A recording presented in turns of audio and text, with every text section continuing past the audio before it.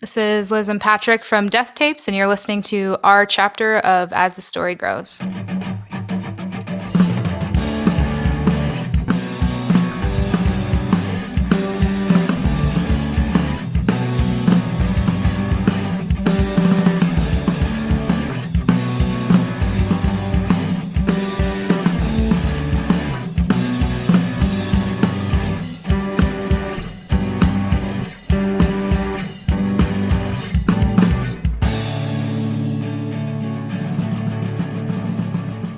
Welcome to the next chapter of As the Story Grows. I'm Brian Patton. This week, we welcome Liz Mayo and Patrick Hills from Sacramento screamo band Death Tapes to the podcast. I came across Death Tapes on Bandcamp and grabbed their record on the very first Bandcamp Friday. I instantly fell in love with the EP and the band. Preface was my favorite EP of 2020. This podcast affords me the opportunity to share music and bands that I love and feel deserve to be heard by a wider audience, and Death Tapes is definitely a band that deserves a spin.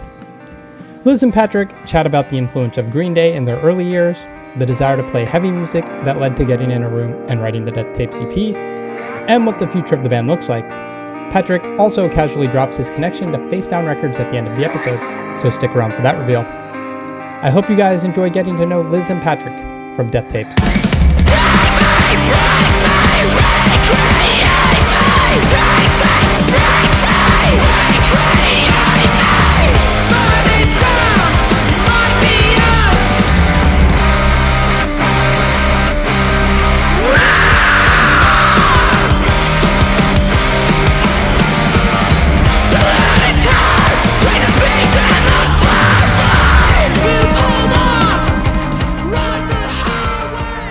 Well, thanks for hanging out. I'm excited to talk to you guys. I never know how I love Bandcamp because you just like search genres and records come up and then you discover a band that's amazing. And that's why you guys are on the podcast because, Preface blew me away. And it was totally $4 worth spent. And, Grow, I feel like Grow was the perfect song for 2020. I don't know what it's about, but anytime that you can just have a song where you get to scream "fuck it" all at the end, like it hits home. So I love the EP, and I'm excited to talk to you guys. Cool, yeah. Thank you. Thank you for checking it out and all of that stuff too. Yeah, thanks for inviting us. Yeah. So we'll start. You guys both originally from California? Yeah, more or less. There's like there's a technicality in there, but I was born in Hawaii, but only spent, a month or two there before I came back to California. So it's really, there's an asterisk next to it. But nice. Awesome. What was growing up like for each of you? It was cool. Pretty standard. I lived up in the foothills. So a little more spread out, lots of just kind of outdoor roughing around kind of stuff. But yeah, I enjoy it. Grew up from about 45 minutes to an hour from where we are now. So haven't traveled too far. Awesome. Yeah, I kind of bounced around California and settled in Northern California probably like 23 years ago and stuff. So yeah. Central Valley, California, and then Northern California. Cool. But California, pretty much born and raised with that asterisk right there. Nice. What got you into music? I started out in band. So yeah, in fourth grade, I just thought it would be really cool to play music for some reason. And I wanted to play drums, but my parents wouldn't let me. So I ended up playing the trumpet because some of my friends played trumpet. So I did that for quite a while. And then finally, when I got a little bit older, I managed to wiggle my way into a drum set and guitar and stuff like that. But that kind of initial love for it definitely spawned from being like classically trained to a certain extent. Awesome. And then just discovering new records and thinking like, hey, I think I can do that. And then I did. So. Yeah, I don't know. I got into music around like 7th grade, and I just happened to stumble upon a room that a friend of mine, Eric Cavana, he just happened to be playing guitar, and I'd never seen anyone play guitar in person, and he just happened to be playing songs that I recognized from the radio, and to me, it sounded like some sort of like magic trick. I was just like mesmerized, where I was just like, how did you make the radio come out of that speaker? So That's awesome. So yeah, like throughout the 7th and 8th grade year, I basically made him write out every song he knew on paper, and I tried to learn it. And yeah, that's where it all started for me, at least. That's awesome. What were some records early on that stood out to you or made impacts in your lives? You want to go first? I don't know if I want to admit this answer in public, but it's Green Day, right? Yeah, like, it's Green Day. Everyone starts with Green Day. It's Green Day and Metallica in short. Yeah. But the way I learned to play drums is I got the drum magazine from Borders, and there's drum tabs in the back. And since I knew how to read music from band, I just set up pillows and just kind of like tapped and figured out the tablature. And that was to like all of the American Idiot songs, just because that's what happened to be in the magazine that I had. But yeah, Green Day kind of like started that all for me. Yeah. I mean, similar for me. I'll even add that the very first performance that I ever did was with that same guy who did the magic trick on guitar, and we called ourselves a Keelatem, that we thought was like super clever, but it's just Metallica backwards. And actually we played Smells Like Teen Spirit too, but it was a Catholic school, so they wouldn't let us play a Nirvana song, so we had to cleverly say it was a Weird Al song because he covered Smells Like Teen Spirit and all of that stuff. But yeah, I mean, I don't know. I mean, it's kind of like the same for everyone, Green Day kind of started it all. And yeah, I mean, for me, the Weezer Blue album was one where like I heard it and I was like, whoa, these guys sound like me, like people my age, which is weird to say because I'm sure they were probably like 25 and I was like 14 or something. But it just sounded like a high school band that I was like, wow, I could maybe do that. Like, maybe I'll try to do this thing. Yeah. You mentioned playing with your buddy who also played guitar. When did you both start playing in bands? I mean, you were playing trumpet in school. Did you learn like drums and were like, all right, time to play in garage bands? Pretty much. Yeah. I mean, it's something I'd always wanted to do. And then I think in 8th grade or something, I figured out that in our band room, that I could duct tape the little thing that lets the door latch, so the door wouldn't latch. And then once everyone went home at the end of the day, I'd come back to school and just use the drum set there, and kind of worked on that and taught myself drums, and eventually started lugging an entire guitar and amp. I'd walk like a mile with it to get up to that room to just be able to play a little bit. So I did that for a while, and then what was my first? Oh gosh, I took drum lessons for a hot minute, maybe a couple of months, and the drum teacher made me do kind of like a recital sort of thing with a band, and we were called like Ketchup Frenzy or something like that. I don't know. I was in like 8th or 9th grade. But my first real band, I think, started probably when I was a freshman in high school, like 2005, around there. Yeah. Nice. Yeah, I mean, I started a band with that guy. We changed our name from a Keelatem to something else, but I mean, I think the next band we changed our name like 6 or 7 times because that's sort of just how band names go. You find out somebody else has it, or you just fall out of love with it and you change it, But yeah, I mean, 8th grade is when I started kind of playing in bands. It really wasn't until like maybe like my freshman year that we started like trying to get shows or playing actual shows and stuff. But yeah, I think when it started. My actual first show that I count, I was kind of jamming with these two guys, 2 of my friends, and somebody was like, hey, we have an opening spot at a Gilman show, and like being a Green Day fan and Op Ivy and all of that, I like lost my mind. And they're like, yeah, it's in a week and a half. Can you guys do it? And we like weren't even a band. We didn't have songs or anything. So we just kind of figured it out in about a week and a half and found some random person to play bass for us. And me and one of the other guys in the band did the classic thing that everyone hates, where I played drums for half and he did guitar, and then we like switched halfway through, and it was just horrible and awkward. But it was a lot of fun. Did you just play cover songs? No, we ended up You had writing wrote stuff. Yeah, I think we did an Op Ivy cover, which is embarrassing in hindsight doing it at Gilman. But yeah, I think, I don't know, we managed to write like 5 or 6 songs in like a week. So Yeah, that's impressive. It's awesome. How'd you guys meet? I mean, the Sacramento music scene is pretty. I mean, it's not small, but Sacramento as a city is kind of like, you know, it's just like a big town. Yeah. Not like San Francisco, which is like, you know, just gigantic and all of that stuff. So we had just met in the local music scene. You know, my bands had played with her bands, and I mean, I wish Brian was here because he's, you know, another contributing member of it and stuff. But it's still the same answer. Like, we all just played shows and met each other at shows, and, you know, hung out, and yeah. yeah, I think we've been technically playing shows together, like on similar bills, since probably 2007 or 2008 in various bands.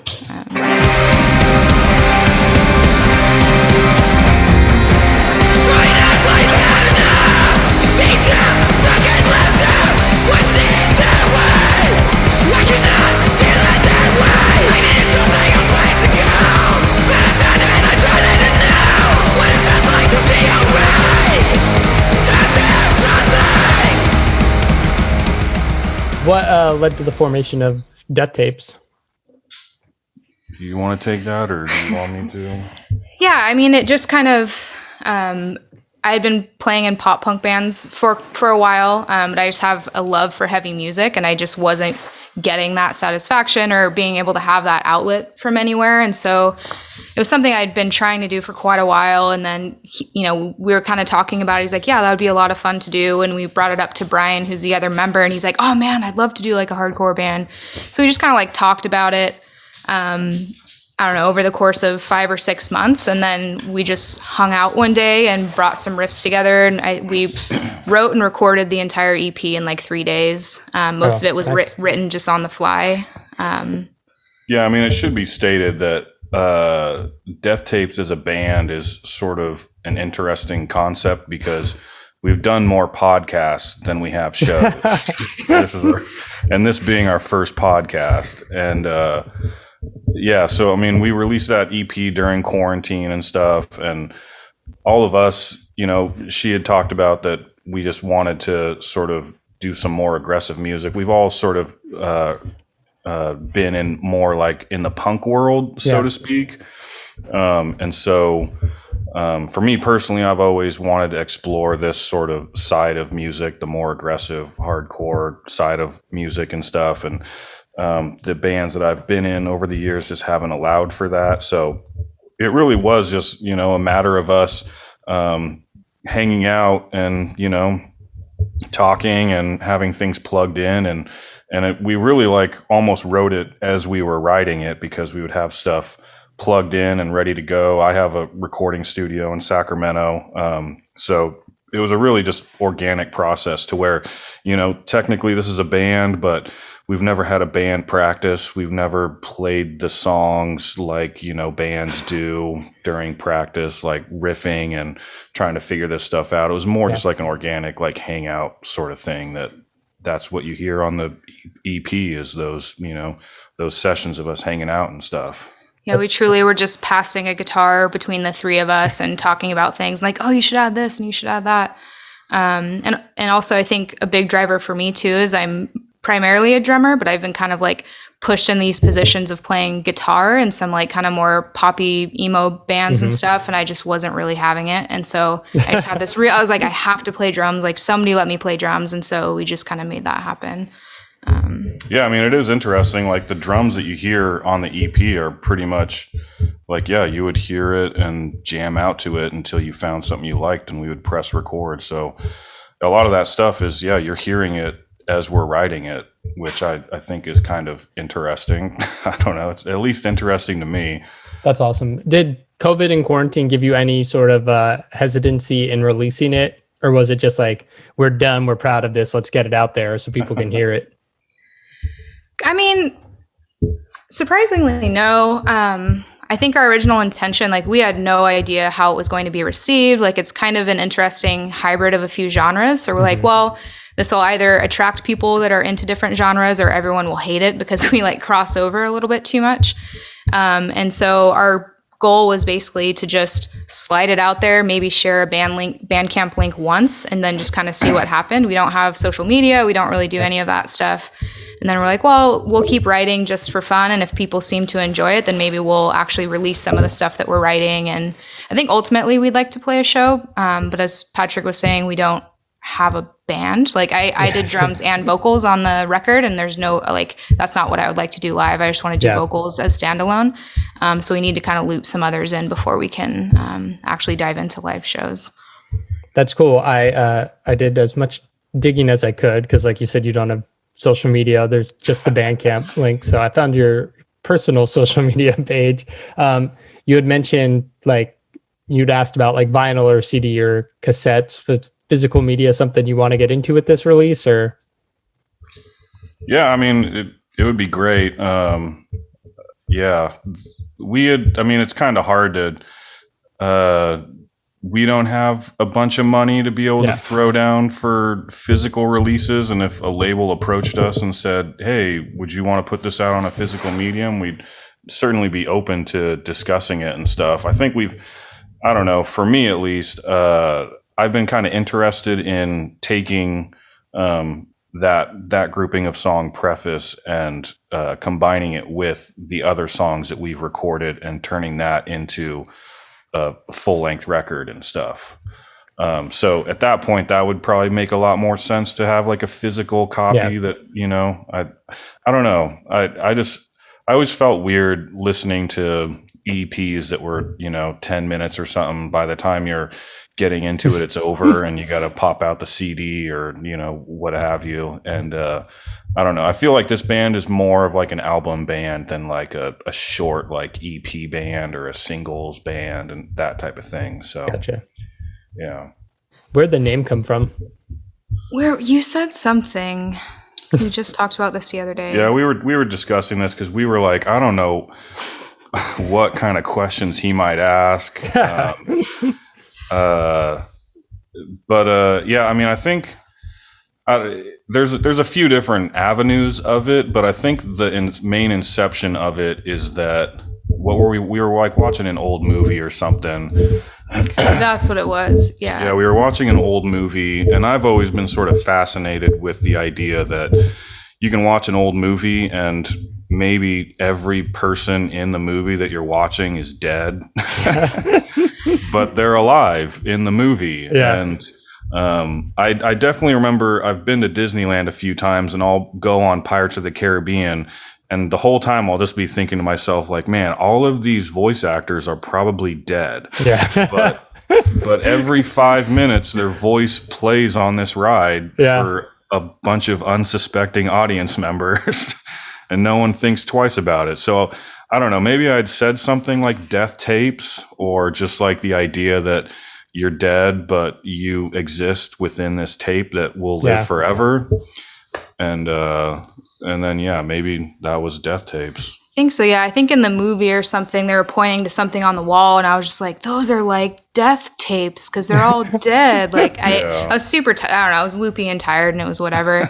But we had been kind of trying to think of a name for quite a while, and everything was pretty much taken. And I was like, that's it. Like, that's the name. Let's just go with that. And the next day I still liked it. So I was like, all right, Yeah. I think at the very end of it, it was like, that's a name that doesn't seem to be as taken as many other. I mean, I'm sure there's still bands out there called death tapes. So I'm sure at some point we'll probably get some cease and desist letter. But at that point we had like gone through so many name ideas and stuff that we were just like, whatever, that's the name. We'll roll with it until we're not allowed to anymore. Yeah, that's an interesting concept. I remember when Johnny Cash released Ain't No Grave, and it was released after his death, and he sounds old and frail on that, and you're just like, that song just hits differently because he had already passed away. Yeah, totally. Yeah. Man, it's gonna change how I watch old movies now. Yeah, sorry if I bummed you out. No, it's cool. So you guys said you have more material in the works. Is the plan for future release this year or next year? You still writing and recording? Yeah, I mean, initially we had hoped to have another batch of songs done in 2020, but with COVID and all of that stuff, it's sort of changed things up. But we definitely have at least 8 songs. Yeah, at least 7 or 8 songs that we've been working with, and since COVID is happening, we've sort of like pressed the gas a little bit, or not the gas, but the brakes, and just sort of really want to make sure that what we release next is what we want to release, and it's a clear vision of how we see the thing going. Yeah, Brian will write, like, he's kind of a riff master, so he'll just kind of go through and come up with little riffs and then dump them in his ears, and then he kind of like expands on it. That's kind of the process for this go around. And so he's pulled together, I think, 7 or 8 full songs, more or less, with me hovering over his shoulder criticizing him on certain parts. But we really just need to find like 3 days to just throw ourselves in the studio, because I think that's like, it's hard to pop into the studio a few hours here, a few hours there, because it takes a while to kind of really get in that mindset. Yeah. And we just, COVID kind of screwed that up, because like obviously we're together, but Brian, like, we're not in the same pod or what have you.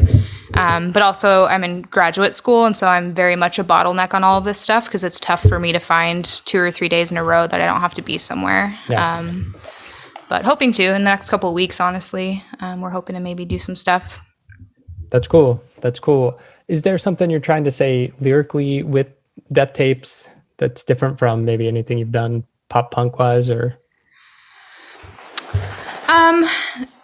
Not necessarily. So I've actually never, well, that's a lie. I did vocals in one band, but I only wrote 2 of the songs.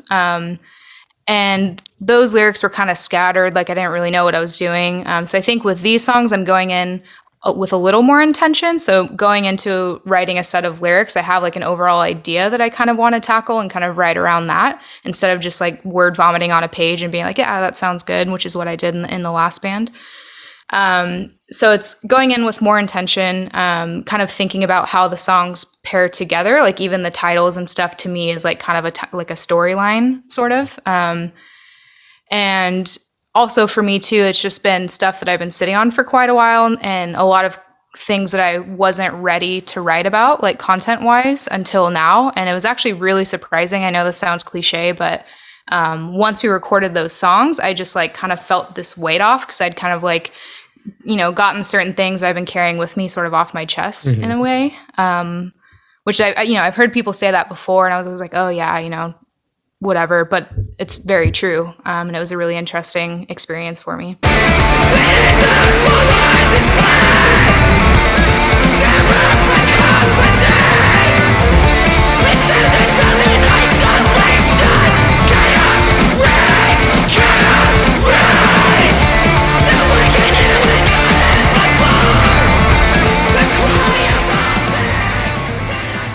That's cool. You've mentioned playing in pop punk bands as well. Is there a band you're also playing in along with Death Tapes that you want to promote? Me? Right now? Yeah.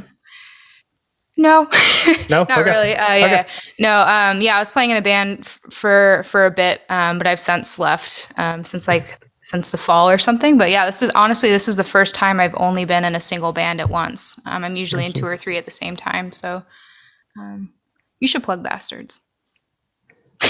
Do it. You got a band? Do it. I mean, I have a bunch of different projects. I mean, nothing real of merit to mention, but yeah, there's ambient projects that I'm involved with, metal projects, punk projects, and yeah. Nice. This was the first like real post-punk hardcore project that I've ever really been involved in on like a writing level. So it's been a nice like exploration of that sort of side of music and stuff. So cool. Brian's in a really great band around here called Lightweight. And that's how we met too, is I really liked their band. He recorded their band, and then he and I ended up going on tour and like 2 of our separate bands. But yeah, they're amazing. Very Iron Sheiky kind of music. I don't know if you listen to that type of stuff, but cool. Were there any specific bands or records that influenced the sound or style you were going for with Death Tapes? What's kind of interesting about that is, I mean, there is like sort of an age difference between at least myself and the other members. So it was interesting, like growing up, I got into like post punk and stuff, but when people talk about post punk like nowadays, or at least like to a younger generation, their frame of reference is more like Touche Amore, Mm-hmm. La Dispute, that sort of thing. Yeah. Whereas I kind of grew up more in like, listening to more like the Discord side of post punk stuff, like Fugazi and One Last Wish and those types of bands. So the interesting thing about Death Tapes is we have frames of references, and sometimes it's even within the same genre, but just because of the generational gap, or not generational gap, but the years gap, it creates an interesting sound that's like not one that's like my overlap of their music is not the same as their overlap from my music. So I'm probably the one holding up the whole thing, but I think that's kind of one of my favorite things about the band is I don't think any of us went in with any intention of being like, let's try to emulate this band or let's try to rip off this riff or something like that. Like, I think it's just an accidental, melting pot of things that we've all been influenced by. And like, now kind of looking back at what came out, we can kind of see, which influences kind of emerged, I guess. But being able to go in with just absolutely no intention or anything, just writing 100% things that we would like to hear if we were listening to a band. So yeah, I think there's just influences from all over the place. Yeah, it really was just like, some hangout sessions that devolved into the making of a band type of thing. So definitely wasn't any sort of like agenda or like end goal, like we should make something that sounds like this or that type of thing, which I think is kind of cool that it, nothing is off limits for, per se. Some of the new songs I have like riffs that I've written that sound like My Bloody Valentine. And, I've never heard a My Bloody Valentine riff in the middle of like a hardcore song. Yeah. So, I think that's cool. It's and since we're not like, this band isn't like our job, and it's really just a passion project, we're able to do that sort of thing where we're just sort of like, yeah, whatever, like, do it. Let's see what happens. But I think the day we decided to finally pull the trigger and decide like, yeah, let's actually do this, we were all hanging out at a Touche Amore show in Sacramento. So I think just like that was one of the most unbelievable shows I think that I've seen. Just like the feeling of being there and all of that. And so I think inherently there was some drive from that band and just kind of the experience of all of us being at that show together. Yeah. And I'll have to say that was my second or third time seeing Touche, but it was on the 10th anniversary of Beating a Dead Horse. Yeah. And that record to me just sort of stands out as being like a definitive career like record. And seeing that performed front to back is pretty inspirational. So it was pretty easy for us to be like, yeah, let's do something a little bit more concerted and I don't know, artsy, I guess, for lack of a better word, or something with more intention than just 3 chords and a cute melody on top or something like that. That's cool. Patrick, how long have you had the studio? Yeah, so the studio, I've been recording bands for about 13 years. I've had like the studio in varying capacities and locations over those 13 years, but the most current spot I've had for the last 6 years. Yeah. And from snooping around, I saw that during COVID quarantine, you guys got engaged. Yeah. Yep. Yeah. Congratulations. Thank you. Awesome. Yeah, I don't want to be like I don't want to flip the script on you or anything, but I did sort of look into the podcast. I'm not like a huge podcast person, so for me to like seek out a podcast was like a pretty big deal. But I was listening to some of the episodes of the podcast, and I was like scrolling through, and I was like, I'm not sure I'm interested what the angle is that this person wants to interview us, seeing as how we have one EP out and never have played a show, that sort of thing. And some of the episodes, I was like, I wonder if I could like figure out some specific characteristics of this person just based on the episodes of the podcast. So I don't think you can. But I what's interesting is going through your Rolodex of the podcast, like it actually like it takes me back to like an earlier generation for me musically. Mm-hmm. And actually oddly like is catered to my demo, like what I'm into, so to speak, I guess. Basically, let me just say this: to do a podcast on Combat Chuck is a very specific niche podcast. It is so that like a person like me would be like, oh, I want to listen to that podcast. But like to Lys, like she doesn't know who Combat Chuck is, has no interest in knowing who Combat Chuck is. But I was like, this guy did a Combat Chuck podcast. That's awesome. Also, I should say you did a podcast with a band called 121. Yeah.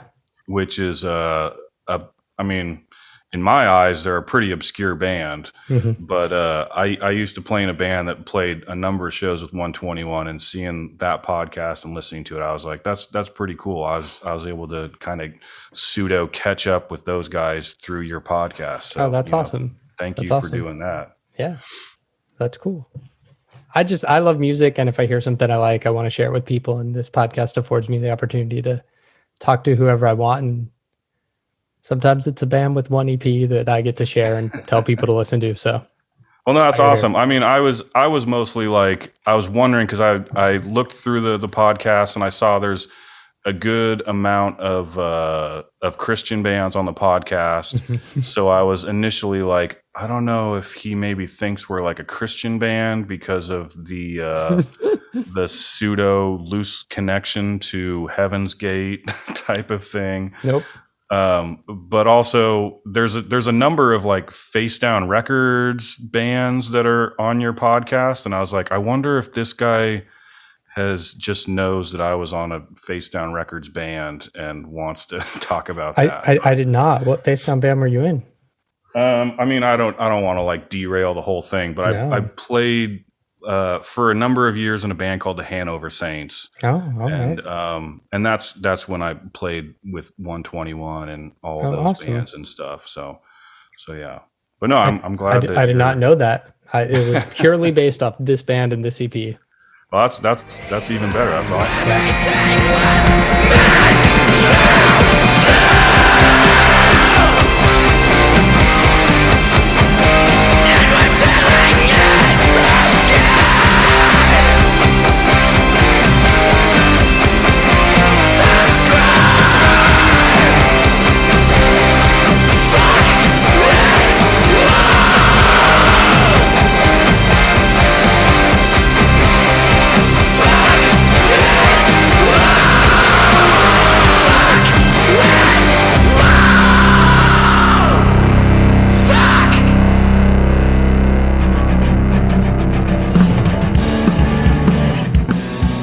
Thanks for listening to As the Story Grows. Our theme song was written and composed by the legendary Bob Nana. If you like what you hear, subscribe on iTunes and give the show a rating and review. If you'd like to support the show financially, click on the Patreon link at asthestorygrows.com. If you enjoyed this episode, share it on social media with your friends. Much appreciated, and thanks for listening. I never felt so young